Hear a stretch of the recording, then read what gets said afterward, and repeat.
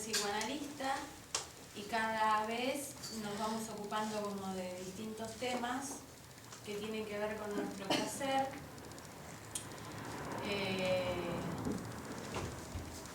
Que son temas, en general hasta ahora han sido, por lo menos, temas que tienen un largo desarrollo en el psicoanálisis, por lo cual voy a hacer como es lógico, un corte y tomar algunos puntos, ¿no?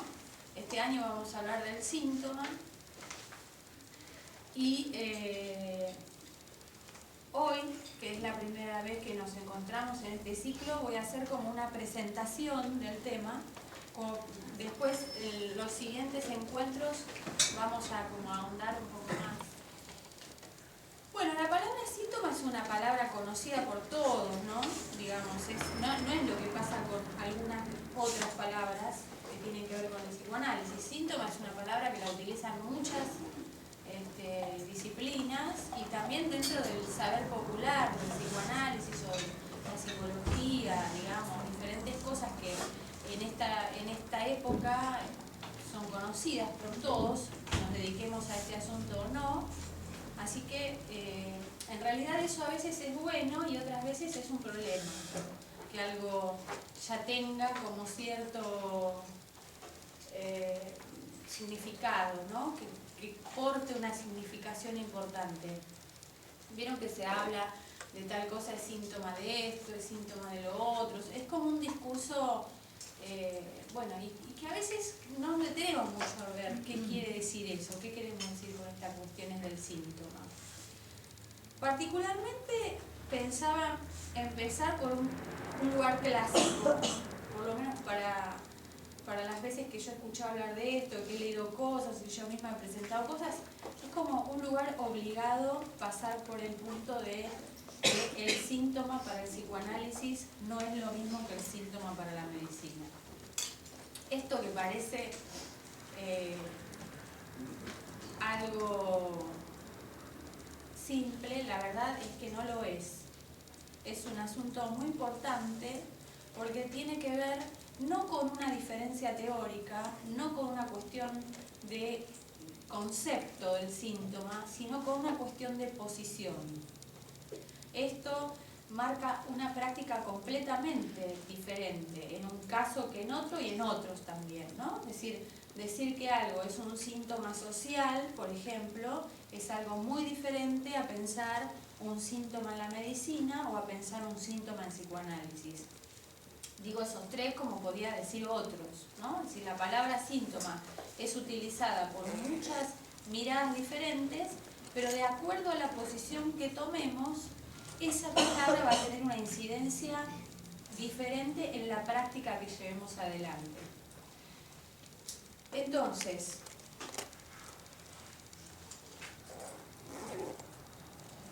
esta posición diferente es necesario recalcarla porque el psicoanálisis no hay que olvidar que nace en el centro de la medicina, ¿no? Freud era médico, era neurólogo y se encuentra en su práctica con que algunas cosas no son como espera que sean, digamos. Inclusive hay algunos que han dicho que Freud inventó el psicoanálisis porque era un mal neurólogo, por ejemplo, ¿no? Eso decides, digamos, que andan por ahí. La verdad es que ¿quién podría saber si era un mal o un buen neurólogo? Lo que podemos saber es que de esa práctica, que era la neurología, había algo que a Freud le molestaba, ahí había algo que no funcionaba como él esperaba, y eso que no funcionaba apareció, digamos, tomó como la consistencia de lo que hoy conocemos como el psicoanálisis. Freud estaba preocupado porque veía que había casos que no respondían en la medida en que se suponía que tenían que responder. Estoy hablando fundamentalmente de las histéricas, conocidas por la mayoría de nosotros, ¿no? Que presentaban síntomas que no coincidían con la etiología que se supone que tenían que tener.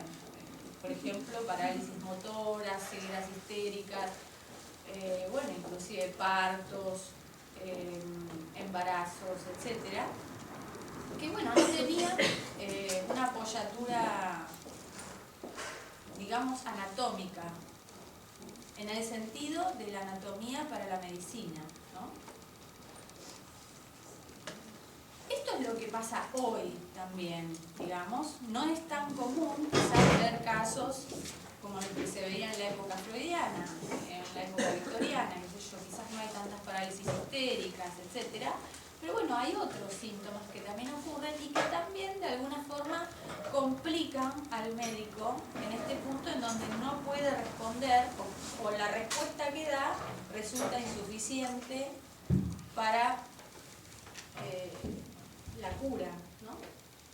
Entonces, estas pacientes que presentaban estos síntomas le llaman mucho la atención a Freud porque ve que hay como una insistencia de estas cuestiones que, bueno,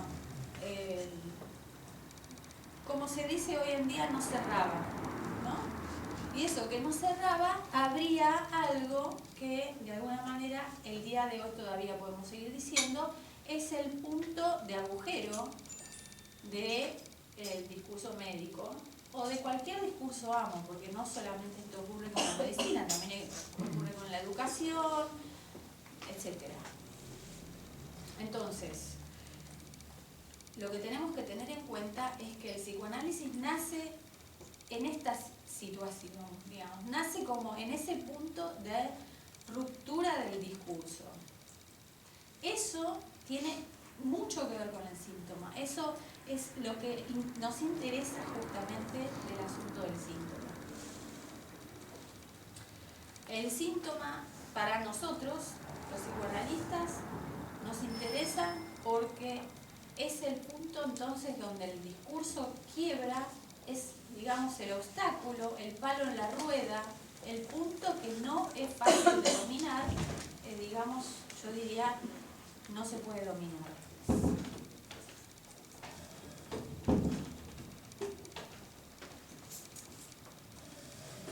En la época de Freud, las histéricas, bueno, eran consideradas locas, brujas,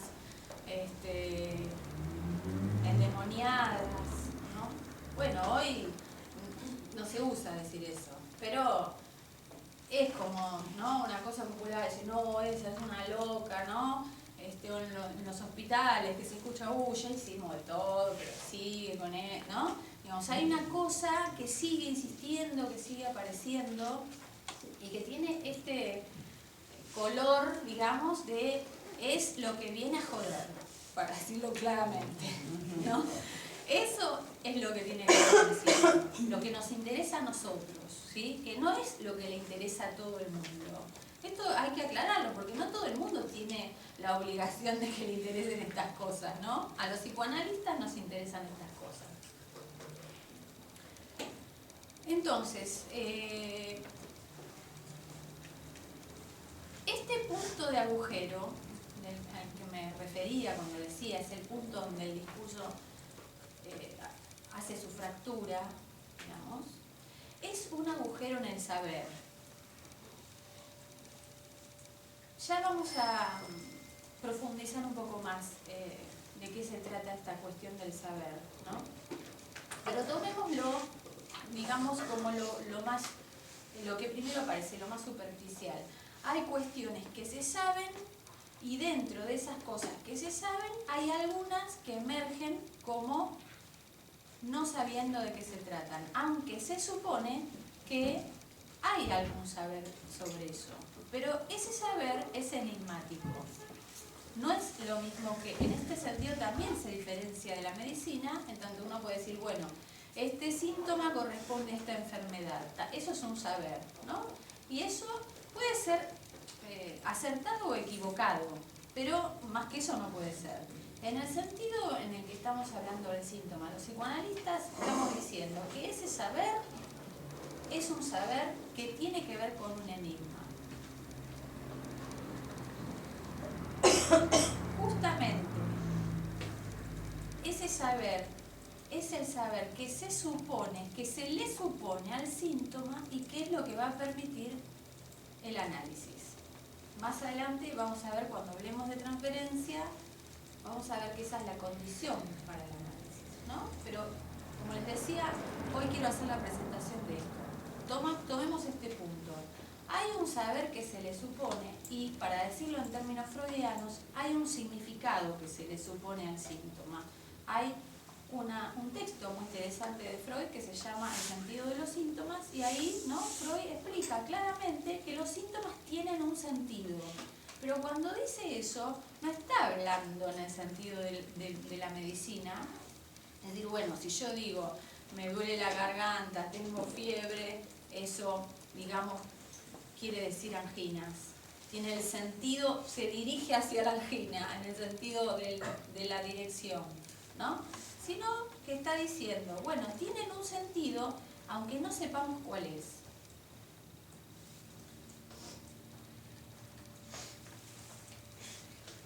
Lo siguiente que con lo que se encuentra Freud, además de que los síntomas tienen un sentido, es que hablar produce modificaciones. Hay algo de lo que tiene que ver con el síntoma y con el sentido, porque bueno, el sentido o el significado, como acá lo trabaja Freud, ¿no?, son categorías que tienen que ver con la palabra. Los significados tienen que ver con la palabra, ¿no? Entonces, lo interesante de esto es que, con lo que se encuentra Freud es que hablar produce modificaciones en el síntoma. De acuerdo a la época, esto fue variando, ¿no? Recuerden que Freud empezó por la hipnosis, ¿no? Después siguió con distintos métodos, digamos, hasta arribar a la interpretación. Pero que de todos modos, sea cual fuere el método que tenía, siempre era por vía de la palabra. Esto es toda una novedad, porque es muy distinto pensar que alguien que tiene un síntoma lo presenta y hay que operar sobre ese síntoma con una acción, por ejemplo, a que escuchar lo que el portador del síntoma tiene para decir. Eso va a traer modificaciones. Eso es toda una revolución, aunque ahora uno le parece, digamos, como algo común, ¿no? Pero en realidad es toda una modificación y es todo un cambio en relación a cómo mirar. Mirar en el sentido de dónde me paro a ver lo que es un síntoma, ¿no? Mientras que, por ejemplo, y sigo con la medicina, el síntoma en la medicina opera como signo, es decir, si yo junto varios signos, eso me va a dar un resultado, ¿no? Como decía recién,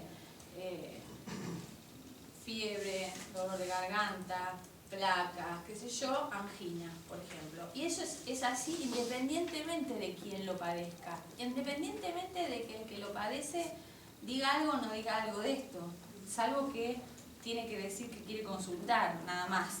Pero es, digamos, es algo exterior al que lo padece, ¿no? Eso es un signo. Un signo es algo inequívoco en ese punto. Pero ¿qué pasa con esto? Esas sumas de signos, ¿dan siempre lo mismo? A veces no. A veces están todos los signos y se ataca la enfermedad, pero los signos siguen apareciendo. Ahí es donde ya lo que considerábamos un signo, hay que empezar a considerarlo de otra manera. Es decir, ya no sé lo que me dice. Cuando antes me decía angina, ahora no sé lo que me dice.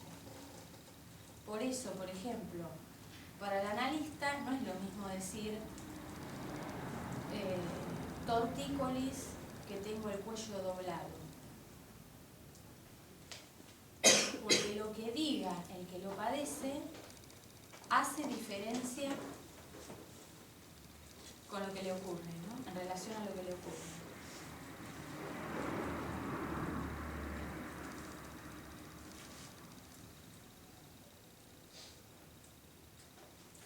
En conferencias, Freud, las conferencias son las lecciones introductorias al psicoanálisis, perdón. Freud recalca claramente, ¿no?, esto del sentido de los síntomas, y dice así: los síntomas neuróticos poseen, como los actos fallidos y los sueños, un sentido propio y una íntima relación con la vida de las personas en las que surgen. Y entonces ahí empieza a dar una serie de ejemplos, Freud, ¿no?, que se podrían ubicar como en dos grandes grupos, que serían los síntomas padecidos por las histéricas, por la histeria, que son los síntomas preferentemente conversivos, es decir, síntomas que se ubican en una parte del cuerpo, y otro tipo de sintomatología que Freud dice son más del dominio psíquico, que digamos es como más del mundo de las ideas, y con esto se refiere a la neurosis obsesiva, los síntomas más, digamos, típicos de la neurosis obsesiva, que son los rituales, ¿no?, las ideas obsesivas, pensamientos, etc. Pero, a pesar de que hace esta diferencia, dice, bueno, están los síntomas de la histeria, que son, digamos, para decirlo en general, conversivos, y los del obsesivo, que son más del ámbito de la idea, de la mente, el dominio psíquico, dice Freud, dice esto: llegamos así a la desalentadora conclusión de que si bien podemos obtener una explicación satisfactoria del sentido de los síntomas neuróticos individuales, guiándonos por su relación con los sucesos vividos por el enfermo, en cambio todo nuestro arte interpretativo es insuficiente para descubrirnos el significado de los síntomas típicos, mucho más frecuentes. Es decir, lo que nos acerca el psicoanálisis nos da herramientas como para interpretar los síntomas, pero no nos da herramientas que sirvan para interpretar los síntomas típicos. No se puede decir, bueno, la histeria padece de esto, por ejemplo, a la manera de la medicina, lo catalogo y digo esto es así, entonces esto quiere decir esto. El sentido de los síntomas desfallece en ese punto donde se arma conjunto. Resumiendo un poco lo que voy diciendo, el síntoma entonces es particular, individual y tiene que ver con cada sujeto y con una producción única. A pesar de que podamos hablar de histeria, de neurosis obsesiva, de lo que sea, se trata de una producción subjetiva que tiene que ver con el inconsciente. ¿Por qué digo esto? Lo digo así de golpe, parece como que va de suyo, pero no va de suyo. Lo que quiero decir es lo siguiente: ese punto de agujero que tiene que ver con la falla del discurso, el punto donde aparece el síntoma, el punto de obstáculo que encontró Freud, ese punto Freud lo llamó inconsciente. Y los síntomas, entonces, podemos decir, son formaciones del inconsciente. Formaciones del inconsciente implica que tienen una forma, pero además están formados. Y además, y esto lo agrego yo, digamos, no es que lo diga Freud, además también producen inconsciente. Entonces, vuelvo a Freud. Las formaciones del inconsciente, que como les dije recién, les leí el pedacito este que dice ahí, ¿no?, están en una serie para Freud: síntomas, lapsus, olvidos, sueños, etc. ¿Por qué son formación del inconsciente? Porque son retorno de lo reprimido. Esto es lo que dice Freud. Hay un texto muy interesante que se llama Conceptos psicoanalíticos de las perturbaciones psicógenas de la visión, que es de 1910, donde Freud dice algunas cosas muy interesantes sobre los síntomas. Específicamente en este texto se está refiriendo a la ceguera histérica o a las perturbaciones de la visión en general, ¿no? Y dice esto: lo que se llamaría ceguera histérica, dice, afecta, bueno, al órgano del ojo, pero en realidad el ojo ve. Lo que pasa es que lo que ve no tiene acceso a la conciencia. Esto es interesantísimo, ¿no? Entonces, le hacían la prueba a la ciega, digamos, a la persona ciega, y el ojo tenía movimiento. Se decía, es mentira que no ve, pero se chocaba con las cosas, por ejemplo. Es decir, ¿es ciega o no es ciega? Bueno, ¿ven cómo es muy importante la posición que uno tenga en relación a esto? Porque es muy distinto pensar que alguien es ciego porque el ojo no anda a pensar que alguien es ciego porque no ve. Porque no sabemos qué quiere decir que no ve. Entonces, lo que encuentra Freud justamente es que hay una disociación entre el proceso consciente y el proceso inconsciente. Y que además esa misma disociación es la que produce la ceguera. Dice Freud, en relación a esto, cuando un grupo de representaciones permanece encerrado en lo inconsciente, se supone que es por una oposición activa de otros grupos de representaciones que ha producido el aislamiento y la inconsciencia del grupo primero. Este proceso se llama represión. Así entonces, bueno, los trastornos psicógenos de la visión tienen como causa una represión. La represión, para Freud, como acá en este texto lo explica claramente, se refiere a, bueno, una serie de representaciones que son insoportables para el yo, son reprimidas, es decir, sacadas de la conciencia, o se les impide acceder a la conciencia, porque en realidad nunca está bien claro para mí, ¿no?, qué es primero, si el huevo o la gallina. Es decir, que estaban en la conciencia y fueron sacadas o nunca accedieron a la conciencia, ¿no? Lo que ve ese ojo ciego, lo ve y después lo reprime o nunca o nunca llega a la conciencia. Bueno, este es parte de los misterios, digamos, interesantes de estas cuestiones. Entonces, estas representaciones que digámoslo así, pasan al fondo, por decir de alguna manera, nunca aparecen en la conciencia, salvo que, digamos, se podría decir que en realidad sí aparecen, pero aparecen con una forma disfrazada.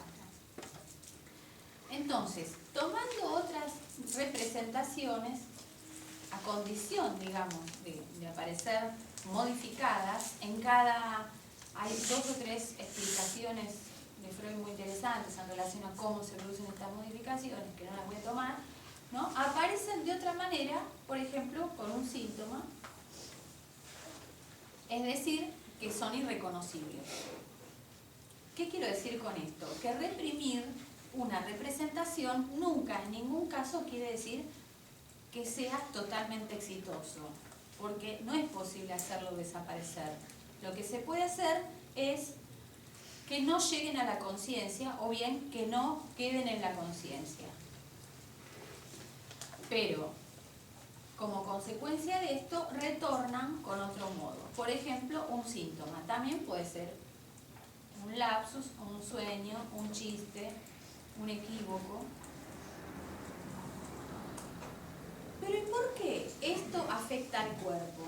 Porque ahora es como otra cuestión. Una cuestión es la cuestión de la represión. ¿Cómo opera? La represión, digamos, opera sacando de la conciencia o impidiendo que vayan a la conciencia ciertas representaciones, y entonces produce lo que dijimos, retorno de lo reprimido con otra forma. Pero ¿eso por qué afecta al cuerpo? Afecta al cuerpo, bueno, y esto es todo un tema, digamos, esto es todo un asunto, que es el tema, concierne a lo que para nosotros también es el cuerpo. El órgano del cuerpo, dice Freud, está afectado porque ha sido tomado por el recorrido de la pulsión sexual. Entonces, el ojo, para tomar un ejemplo, sirve para leer, sirve para ver los paisajes, sirve para ver a mi niño correteando por el parque, pero también sirve para ver o para mirar cosas que representan algo insoportable para el yo. Entonces, ese ojo, a partir de que ha sido tomado por la pulsión en su recorrido, y esto ocurre con los orificios del cuerpo o con cualquier parte del cuerpo, por ejemplo, ¿no? Recordemos, las histéricas con la astasia vacia, la mano, digamos, que se niega a escribir, diferentes cosas que pueden ocurrir en el cuerpo, ese órgano que en su origen, digamos, no tenía un objetivo sexual, por decirlo así, o un origen sexual, se transforma en un órgano sexual. Si el ojo está puesto al servicio de la sexualidad, ese ojo es un órgano sexual. Esto es lo que descubre Freud. Y entonces, y ojo, digo esto, no es que siempre que se mira algo uno se va a quedar ciego, ¿no? Si no, ya todos seríamos ciegos. Pero, digamos, hay un punto en donde esa tensión aumenta tanto que para el yo es insoportable y se produce algo así como una especie de lucha. Freud dice en algún momento, bueno, entre la conciencia moral y los instintos o las pulsiones, de acuerdo a la traducción que leamos, algo así como entre el yo y el ello, para decirlo brutalmente, digamos. Ese aumento de libido, que también acá en este texto es interesante porque dice, podría ser que alguna fantasía estuviera cerca de hacerse realidad, por ejemplo, ¿no? Y en esos casos puede pasar que se produzca un síntoma, porque en sí las fantasías, la condición que tienen es que no se tienen que poder hacer realidad. Cuando algo de esto empieza a ser posible, empieza a producir un aumento de tensión tan alto que produce un conflicto. Y entonces, ¿cómo se resuelve ese conflicto? Por medio de la represión y el retorno de lo reprimido.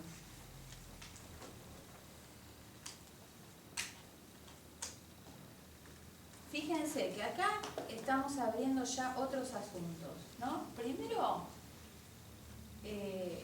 estos dos como universos, por decirlo así, ¿no? Entre lo que tiene que ver con el proceso consciente y el proceso inconsciente. Fíjense que el síntoma se ubica en las dos partes, ¿no?